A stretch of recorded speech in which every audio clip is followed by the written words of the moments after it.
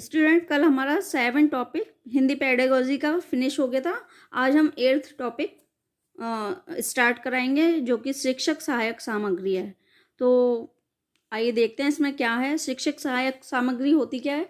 ये वही सामग्री है जो एक शिक्षक अपने जो पाठ वस्तु होती है या अपने पाठ को रोचक बनाने के लिए, रुचिकर बनाने के लिए और आसान बनाने के लिए यूज़ करता है, जिसका प्रयोग करता है, वही शिक्षक सहायक सामग्री होती है। तो आइए देखते हैं इसमें क्या क्या होता है। ये आज हमारा हिंदी पेडागोजी का 8th टॉपिक है। इसके बाद एक और रह जाएगा, उसके बाद हमारा हिंदी पेडागोजी फिनिश हो जाएगा। फिर देखेंगे जो भी स्टार्ट करेंगे। तो आइए देखते हैं। सहायक सामग्री। अध्यापन के दौरान पाठ्य सामग्री को समझाते समय शिक्षक जिन जिन सामग्रियों का प्रयोग करता है वह सहायक सामग्री कहलाती हैं। किंतु आधुनिक शिक्षा प्रणाली में सहायक सामग्री के संबंध में कई नवाचार हुए जिनकी सहायता से अध्ययन को रोचक व प्रभावपूर्ण बनाया जा सकता है। इन सामग्रियों द्वारा सीखा ज्ञान न केवल छात्रों में उत्साह जागृत करता है वरन सीखे हुए ज्ञान को लंबे समय तक अपने स्मृति पटल में संजोए रख सकता है। देखिए, वही चीज़ है जो बच्चे, अगर हम बच्चों को कुछ भी मॉडल, चित्र या चार्ट पर बना के कुछ भी दिखाएंगे तो बच्चों की जैसे ये सुनने की और सुनाएंगे भी, बोलेंगे भी और दिखाएंगे भी, तो बच्चों की जो आंखें हैं और जो कान हैं दोनों सक्रिय हैं, दोनों इंद्रियां सक्रिय रहती हैं।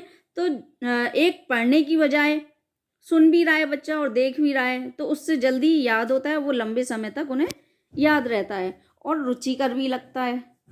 बच्चों को बोरियत नहीं आती, नहीं तो बच्चों को बोरियत आ जाती है और बच्चे पढ़ने में इंटरेस्ट नहीं लेते। लेकिन जब ये मॉडल या चित्र या चार्ट दिखाए जाते हैं, शिक्षक सहायक सामग्री का यूज़ किया जाता है, तो जो उनका पाठ होता है वो भी रुचिकर हो जाता है और वो लंबे समय तक याद रहता है। आगे देखते हैं। सहायक सामग्रियों के प्रयोग के समय शिक्षक भी अपने अध्यापन के प्रति उत्साहित रहता है। परिणाम स्वरूप कक्षा का वातावरण हमेशा सकारात्मक बना रहता है और टीचर को भी मजा आता है पढ़ाने में। वर्तमान समय में वही शिक्षक छात्रों के लिए आदर्श होता है और उसी शिक्षक का शिक्षण आदर्श शिक्षण कहलाता है जो अपनी पाठ्य सामग्री को इन रोचक सहायक सामग्री के माध्यम से प्रस्तुत करता है, क्योंकि ये न केवल छात्रों का ध्यान केंद्रित करती बल्कि उन्हें उचित प्रेरणा भी देती है। चाहे वह वास्तविक वस्तु हो, चित्र हो, चार्ट या तकनीकी उपकरण, सभी से छात्रों के मस्तिष्क में एक बिंब निर्माण करता है। हम यह कह सकते हैं कि वर्तमान शिक्षण के अंतर्गत अध्यापन में नवीनता लाने के लिए सहायक सामग्री का प्रयोग शिक्षक के लिए वांछनीय ही नहीं, अनिवार्य भी है। तो यहाँ यही चीज़ कही है कि बच्चों को जब चार्ट या चित्र या कोई भी तकनीकी उपकरण दिखाया जाता है तो बच्चों के माइंड में वो चीज़ जल्दी फीड होती है और उसके बारे में समझा भी रहे हैं, तो ये चीज़ जल्दी फीड होती है, बच्चों को जल्दी समझ आती है और उनको रुचिकर लगता है और ये शिक्षक के लिए अनिवार्य भी है। आगे है सहायक सामग्री की परिभाषाएं। ये याद कर लीजिएगा, ये शॉर्ट क्वेश्चन में आ जाते हैं। ये डेफिनेशन बहुत ज़रूरी है। डेंट के अनुसार सहायक सामग्री वह सामग्री जो कक्षा में या अन्य शिक्षण परिस्थिति में लिखित या बोली गई पाठ्य सामग्री को समझने में सहायता प्रदान करती है। सहायक सामग्री क्या है? जो कि शिक्षण में या किसी भी अन्य परिस्थिति में लिखित या बोली गई या कुछ भी हमने लिखा या बोला, उसको उस पाठ्य को उस पाठ्य सामग्री को समझने में सहायता प्रदान करती है। ठीक है, कुछ भी लिखा, शिक्षक कुछ लिख रहा है या समझा रहा है तो वो चार्ट दिखा के या चित्र दिखा के या कोई भी उपकरण दिखा के अगर समझाएगा तो उसे जल्दी समझने में सहायता प्रदान करती है। आगे कार्टर ए गुड के अनुसार कोई भी ऐसी सामग्री जिसके माध्यम से शिक्षण प्रक्रिया को उद्दीप्त किया जा सके अथवा श्रवणेंद्रिय संवेदनाओं के द्वारा आगे बढ़ाया जा सके वह सामग्री कहलाती है। इसका ये वाली डेफिनेशन आप लोग बहुत अच्छे से याद करिएगा, आ जाती है। कोई भी ऐसी सामग्री जो शिक्षण प्रक्रिया को उद्दीप्त किया जा सके, मतलब अब हमारी जो इंद्रियां हैं उनकी जो संवेदनाएं उन्हें बढ़ाया जा सके, समझने में सहायक हो, उसे क्या कहते हैं? सामग्री कहते हैं। और जो टीचर यूज़ करता है शिक्षक, उसे शिक्षक सहायक सामग्री कहते हैं। ये डेफिनेशन आप लोग देख लीजिएगा, शॉर्ट क्वेश्चन में आ जाती है। एल्विन स्ट्रांग के अनुसार सहायक सामग्री के अंतर्गत उन सभी साधनों को सम्मिलित किया जाता है जिसकी सहायता से छात्रों के पाठ में रुचि बनी रहती है तथा वे उसे सरलता पूर्वक समझते हुए अधिगम के उद्देश्य को प्राप्त कर लेते हैं। देखिए, कुछ भी जो हमारा पाठ है, जो हम पढ़ाते हैं या पाठ्य सामग्री है, तो उसका उद्देश्य क्या होता है?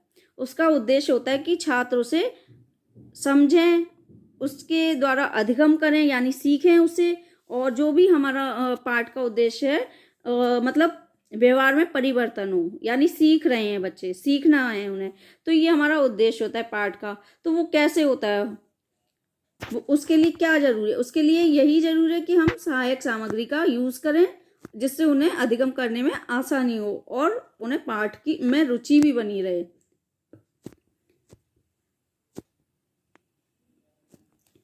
शिक्षक सहायक सामग्री का उद्देश्य यही है कि बच्चे पाठ को रुचि के साथ पढ़ें और उन्हें समझ में आ जाए, समझ लें, यही इसका उद्देश्य है।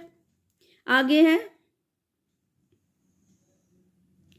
उपरोक्त परिभाषाओं से स्पष्ट होता है कि सहायक सामग्री वह सामग्री, उपकरण तथा युक्तियां हैं जिनके प्रयोग करने से विभिन्न शिक्षण परिस्थितियों में छात्रों और समूहों के मध्य प्रभावशाली ढंग से ज्ञान का संचार होता है।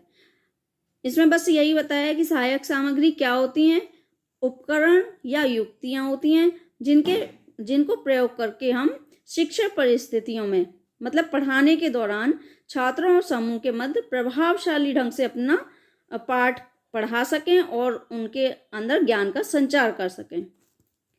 सहायक सामग्री का महत्व। सहायक सामग्री विषय को स्थायी रूप से सीखने व समझने में सहायक होती है। ये देखिए, शॉर्ट क्वेश्चन में आ जाते हैं कि सहायक सामग्री के क्या महत्व हैं। तो सीखने व समझने में सहायक होती है। जहाँ शिक्षक का मौखिक वक्तव्य कम प्रभाव उत्पन्न करता है, वहीं दृश्य सामग्री पाठ को रोचकता प्रदान कर उसे बोधगम्य बनाती। देखिए, कोई शिक्षक है, पढ़ा रहा है, तो बच्चों को इतना रुचिकर नहीं लगेगा। वो पढ़ा रहे हैं, बच्चों को नींद आने लग जाएगी, वो नहीं समझेंगे और उन्हें कुछ भी रुचिकर नहीं लगेगा। लेकिन वहीं बीच बीच में अगर शिक्षक कुछ चित्र दिखा रहा है या कुछ चार्ट दिखा रहा है या फिर कुछ भी उपकरण के माध्यम से उन्हें पढ़ा रहा है, तो बच्चों को वो पाठ रुचिकर लगेगा। आगे, यह अनुभवों के द्वारा ज्ञान प्रदान करती है। जब हम कुछ देख रहे हैं, उसका साक्षात उसे देख रहे हैं, तो उससे तो है ही, अनुभव हो रहा है हमें उसका, तो उससे ज्ञान प्रदान करती है। ठीक है, आगे है, यह शिक्षक के ब्लर हो गया, बस यही कमी रह गई थी, 1 मिनट रुकिए जरा, ब्लर हो गया है थोड़ा। यह शिक्षक के समय व ऊर्जा दोनों की बचत करती है। यह विचारों को प्रभावनात्मकता, 1 सेकंड दिखाई नहीं दे रहा है, रुकिए जरा, ये जरा क्लियर हो जाए बहुत। यह विचारों को प्रभावनात्मकता प्रदान करती है, भाषा संबंधी कठिनाइयों को दूर करती है।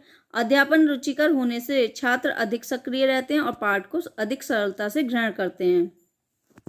इससे विद्यार्थी गतिविधियों में सक्रिय बने रहते हैं, अनुसंधान व परियोजना में बढ़कर हिस्सा लेते हैं।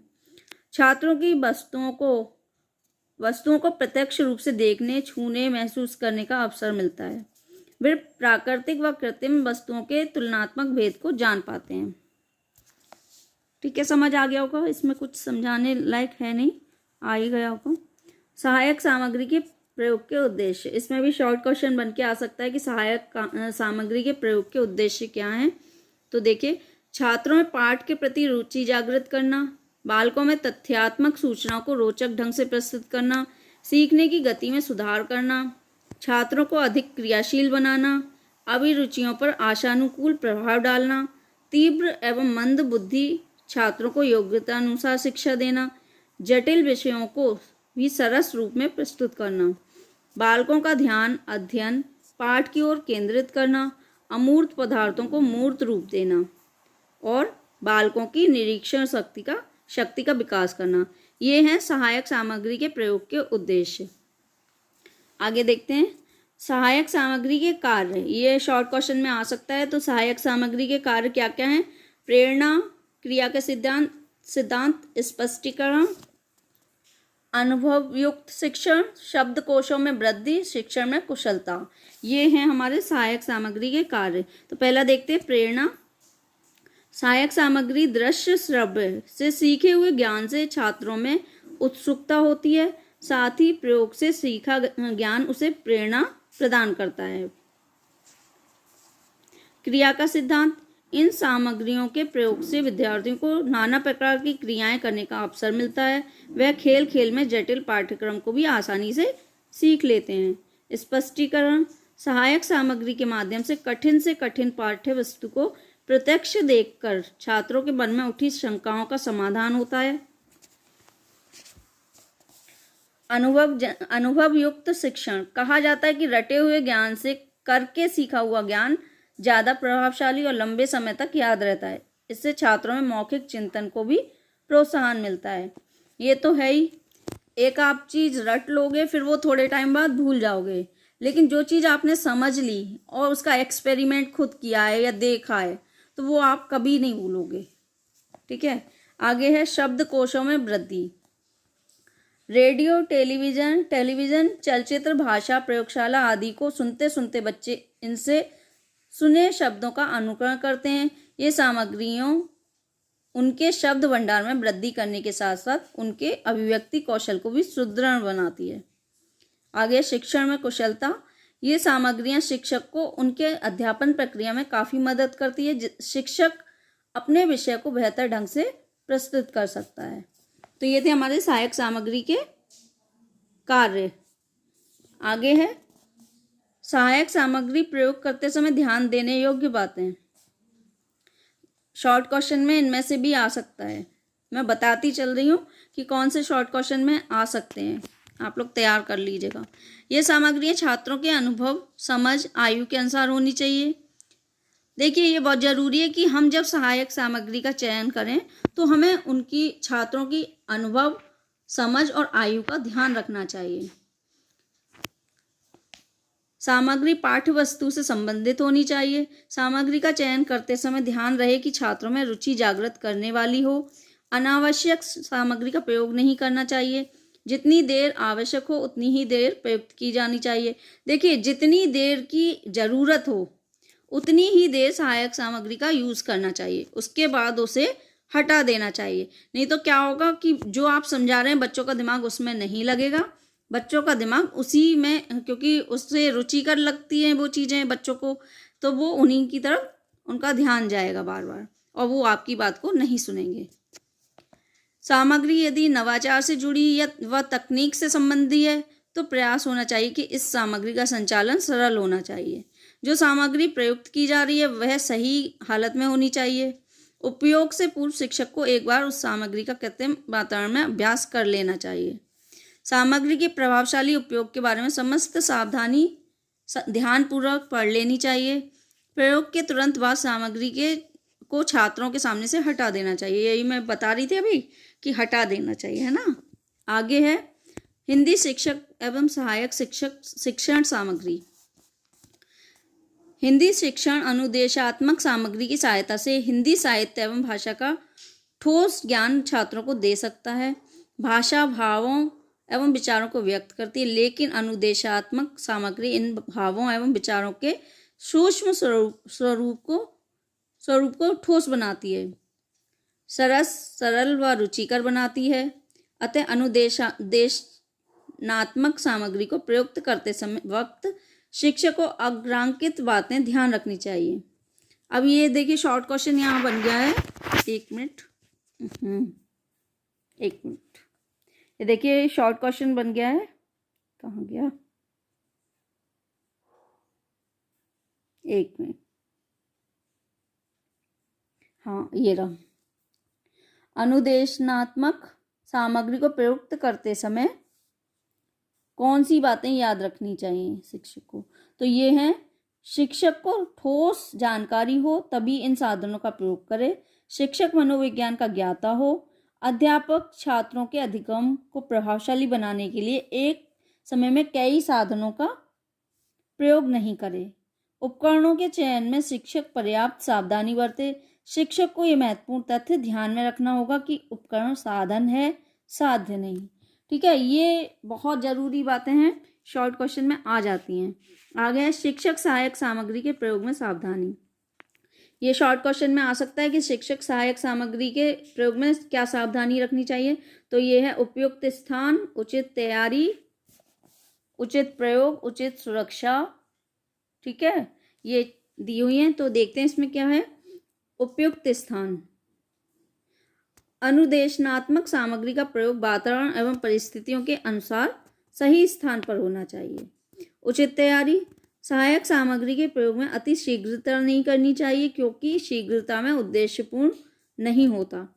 सामग्री का प्रयोग पूर्ण तैयारी के आधार पर सटीक होना चाहिए। इनमें कोई जल्दबाजी नहीं करनी चाहिए। ठीक है, आगे है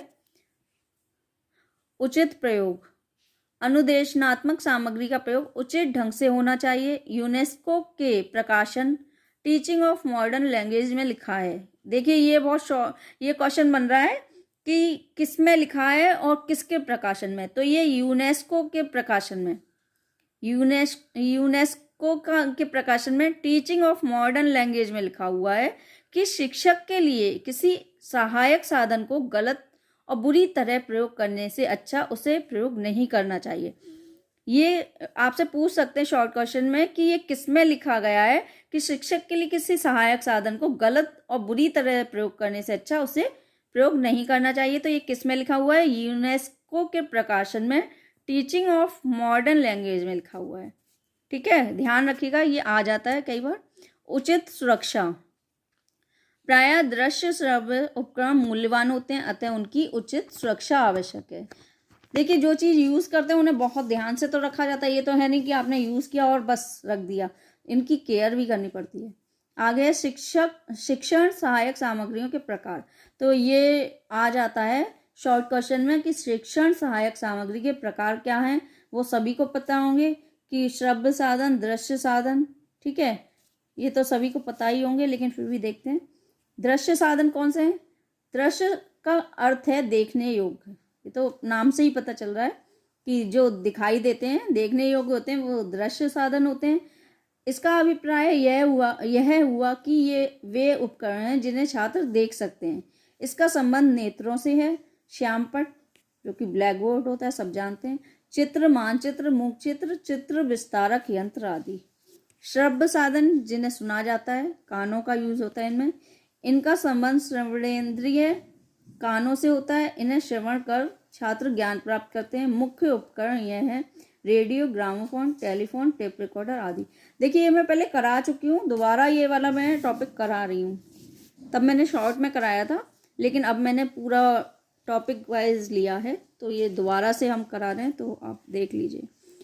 दृश्य श्रव्य साधन, इन उपकरणों का संबंध छात्रों की आंखों एवं कानों दोनों से है। इसमें दृश्येंद्रिय एवं श्रवणेंद्रिय दोनों का एक साथ प्रयोग करके छात्र ज्ञान प्राप्त करते हैं। उदाहरण स्वरूप टेलीविजन, चलचित्र, नाटक इत्यादि। प्रमुख श्रव्य सामग्री, रेडियो, यह शिक्षा का महत्वपूर्ण उपकरण है। वर्तमान में नवीन यंत्रों के रहते हुए इसके प्रयोग में कमी अवश्य आई है, किंतु ग्रामीण अंचलों में आज भी यह प्रभावशाली है। इसके माध्यम से उच्च कोटि की शिक्षा, शास्त्री भाषाविदों के उद्गार, राष्ट्रीय अंतर्राष्ट्रीय चर्चा, नाटकों, कहानियों का प्रसारण आदि से भाषा शिक्षण में काफ़ी मदद मिलती है। देखिए, ये बहुत कम हो गया है, लेकिन हाँ, गाँव वगैरह में अभी भी चलता है। ठीक है, ग्रामोफोन तथा लिंग्वाफोन। रेडियो की ही भांति यह शिक्षण का प्राचीन माध्यम है। वर्तमान में इसका प्रयोग कम ही देखने को मिलता है। इसके माध्यम से छात्रों के अशुद्ध उच्चारण को शुद्ध करने में काफ़ी मदद मिलती है। आगे है टेप रिकॉर्डर। टेप रिकॉर्डर ध्वनियों के ज्ञान हेतु विशेष भूमिका निभाता है, जिसमें छात्र अपनी ही आवाज़ को रिकॉर्ड कर बार बार सुन सकते हैं, ताकि शब्दों के सही उच्चारण, बोलने की गति, आरोह अवरोह, विराम चिन्हों का प्रयोग, अपने वक्तव्य तथा उच्चारण संबंधी त्रुटियों को भलीभांति समझकर उसमें सुधार कर सकते हैं। प्रमुख दृश्य सामग्री, ये पता ही होगी कौन कौन सी होती हैं प्रमुख दृश्य सामग्री। श्यामपट्ट के बगैर हिंदी शिक्षण की कल्पना नहीं की जा सकती। हिंदी शिक्षण में शब्दों के उच्चारण, स्पष्टीकरण, विषय को रुचिकर बनाने, कठिन अंशों को सरल करने, लिखावट में सुधार लाने, व्याकरण शिक्षा में परिभाषा लिखने, उदाहरण बताने, अभ्यासार्थ करने, प्रश्न देने में श्यामपट्ट की आवश्यकता होती है। सूचना पट्ट, बुलेटिन बोर्ड या सूचना पट्ट के द्वारा छात्रों को राजनीतिक, सामाजिक, आर्थिक, साहित्यिक व समसामयिक आदि पक्षों की जानकारी से संबंधित सूचना दी जाती है। साथ ही यह बात भी ध्यान रखने योग्य है कि सूचना पट्ट की सूचनाएं छात्रों की रुचि, प्रवृत्ति व योग्यताओं के अनुरूप होनी चाहिए। वास्तविक पदार्थ, ये सामग्री बालक की इंद्रियों को प्रेरणा देती है। ये सामग्री बालक की इंद्रियों को प्रेरणा देती है, जिन्हें छूकर उनका निरीक्षण व परीक्षण कर छात्र अपनी सोच व कल्पना शक्ति को सुदृढ़ बना सकते हैं। जैसे तितली, फूल, पतंग। नमूने, देखिए यही दिया हुआ है कि वास्तविक पदार्थों से क्या होता है, सभी बालक इस सामग्री से क्या करते हैं, अपनी इंद्रियों को प्रेरणा देते हैं और उन्हें छूकर देख सकते हैं, उन्हें महसूस कर सकते हैं और अपनी कल्पना शक्ति को सुदृढ़ बनाते हैं। तो वो क्या है, जैसे तितली, फूल, पतंग और भी चीज़ें हैं। आगे नमूने, मॉडल, ये वास्तविक वस्तु का ही छोटा रूप होता है। ऐसी सामग्री जो आकार में बड़ी है अथवा जिसको कक्ष में लाना या दिखाना संभव नहीं है, ऐसी वस्तुओं के नमूने को शिक्षण सामग्री के रूप में प्रयुक्त किया जाता है। जैसे हाथी, जहाज, कहानी में शेर आदि।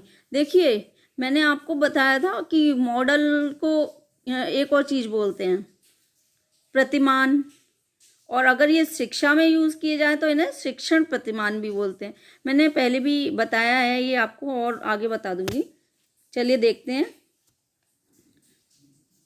जो चीज़ हम क्लास के अंदर नहीं ला सकते या जिस चीज़ को हम दिखा नहीं सकते हैं, जो बहुत बड़ी है या कहीं बाहर बहुत दूर है, तो उसके छोटे रूप को मॉडल कहते हैं या नमूने कहते हैं। ठीक है। चित्र, वास्तविक वस्तुएं उपलब्ध न होने पर, नमूने प्राप्त होने पर इन सामग्रियों का प्रयोग किया जाता है। शिक्षक चाहे तो श्यामपट्ट पर स्वयं चित्र बनाकर अथवा तैयार चित्रों का प्रयोग कर अपना शिक्षण कार्य कर सकता है। जैसे महापुरुषों के चित्र, पेड़, बादल आदि।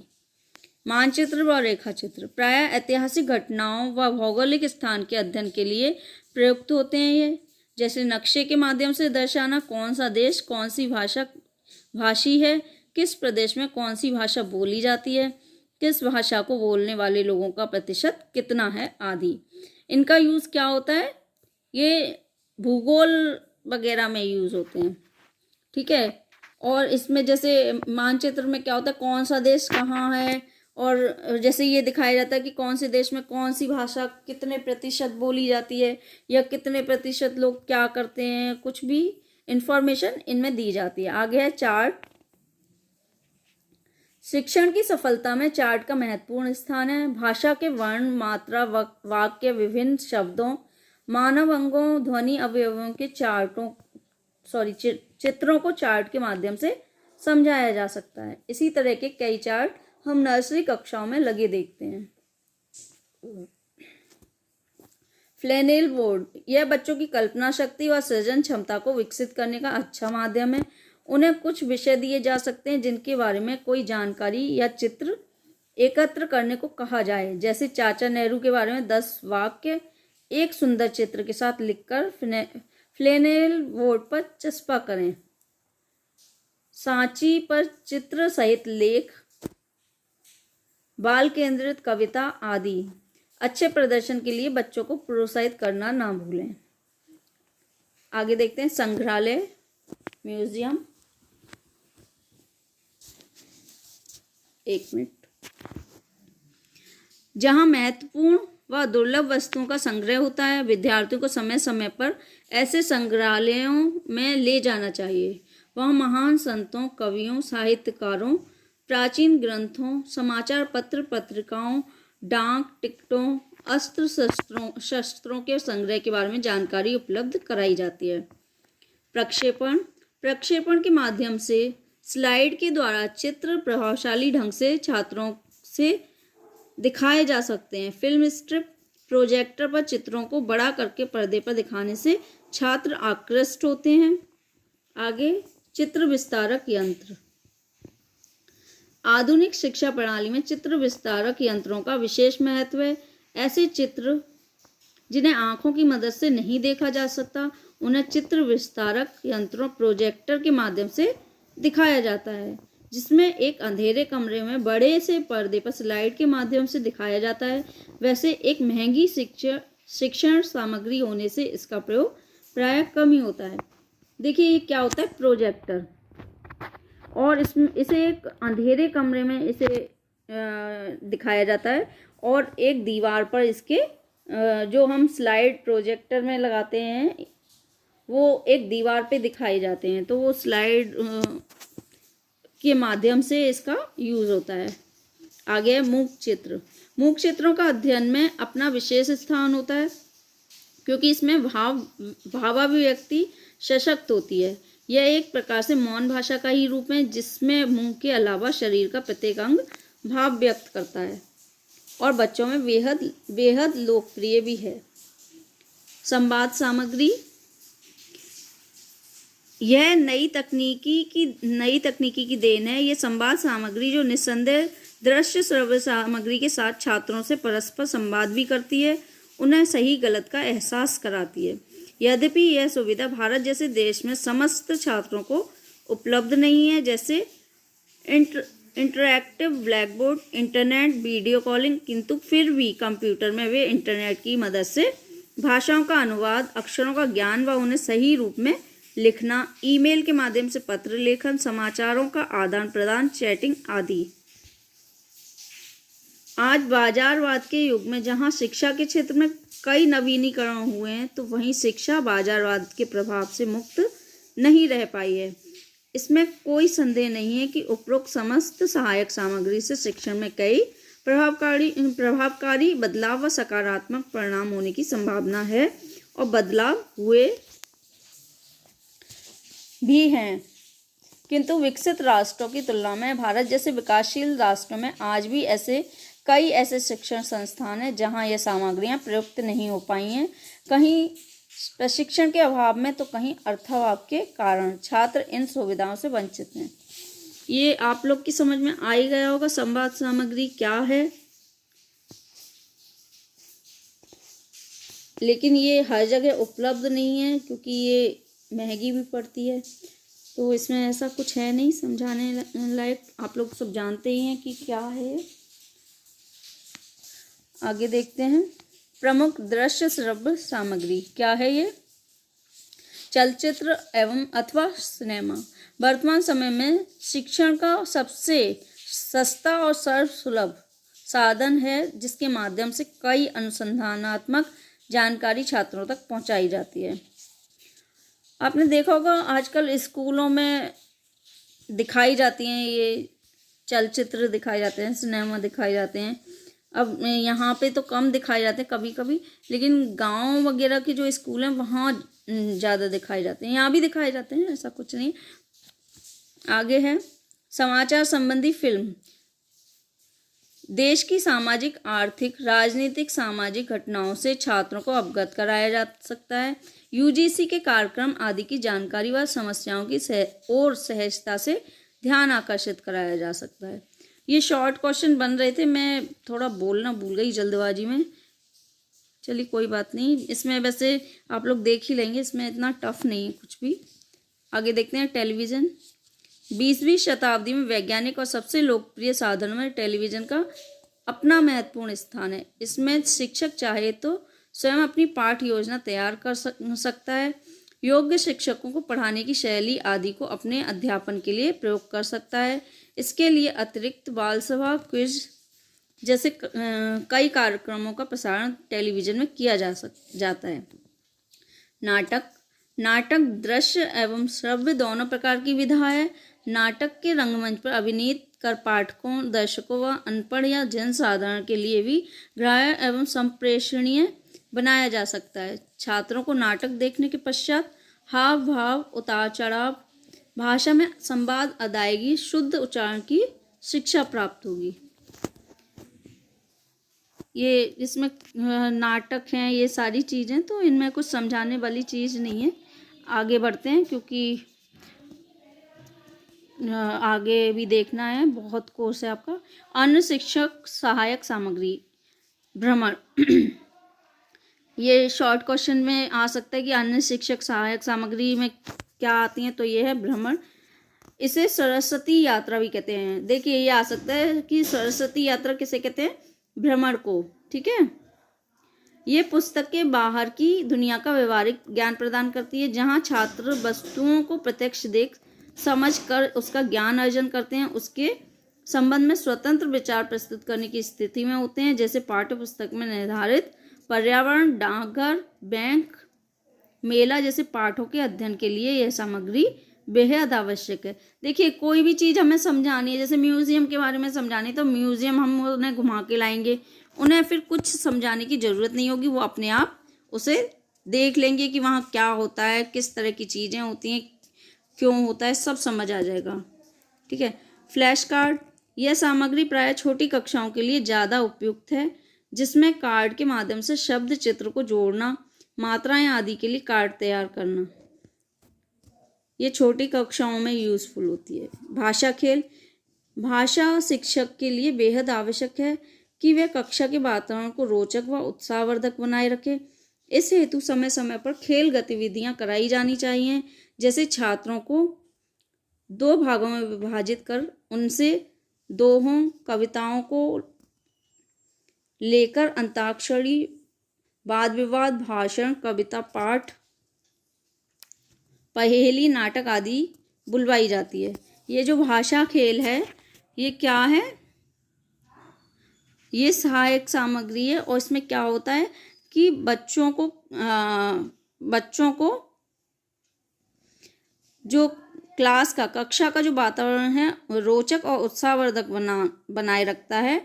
और इसमें क्या करते हैं, हम बच्चों को खेल खिलवाते हैं। कैसे खेल खिलवाते हैं कि बच्चों को पहले तो 2 भागों में बांट देते हैं, फिर उनसे दोहों, कविताओं या अंताक्षरी, वाद विवाद या भाषण प्रतियोगिता, कविता, पाठ, पहेली, कुछ भी कर सकते हैं हम, नाटक वगैरह का आदि बुलवाकर उनका भाषा को इम्प्रूव कर सकते हैं। तो ये हमारा आज का 8th टॉपिक हमारा फिनिश हो गया है, और ये हमारा 8th टॉपिक था शिक्षक सहायक सामग्री। अब हमारा बस हिंदी पेडागोजी का एक टॉपिक रह गया है 9th, वो हम अपने नेक्स्ट वीडियो में कराएंगे।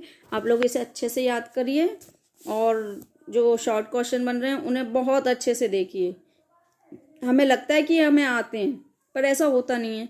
इतने मिलते जुलते वो लोग आपको ऑप्शन देंगे कि आप लोग सोचेंगे कि अरे ये तो हम फंस गए, अब हम क्या करें। जब तक आप इन्हें बिल्कुल एग्जैक्ट नहीं देखेंगे कि हाँ यही है इसका आंसर, तब तक आप राइट पे क्लिक कर ही नहीं पाएंगे। तो आप इसे अच्छे से देखिए, अच्छे से याद करिए। याद करना आपका काम है और एक्सप्लेन करना मेरा काम है। मैं अच्छे से एक्सप्लेन कर दूंगी, जो ना समझ आए उसे दोबारा से समझा दूंगी, और बस आप लोग याद करिए अच्छे से। Thanks for watching.